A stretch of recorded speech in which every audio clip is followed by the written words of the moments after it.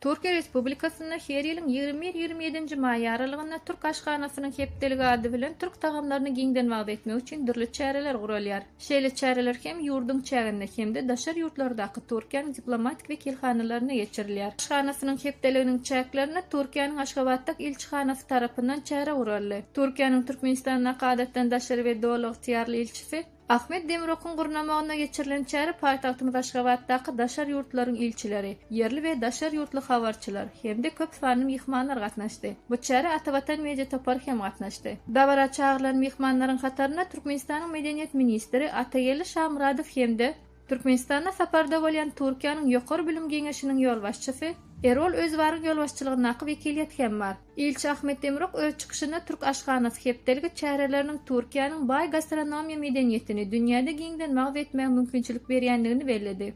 Türkiýe Respublikasynyň prezidentiniň maşgalasy hanym Emine Erdoganyň başlangyjy bilen ýola goýulan Türk aşganasy hepdeligi çäreleriniň tutuş dünýäde giň gyzyklanma döredýän we Türk tagamlaryny giňden beýan edýän köp asyrlyk reseptler bilen Türk aşganasy kitabyna ifaslanyp dürli tagamlar hödürlendi. Dabarada bilelikdäki Türkmen Türk mekdebiniň okuwçylary hemde Türkmenistanyň dowlat medeniýet merkeziniň Mukamlar köşküniň synowy fatlar çykyş etdi.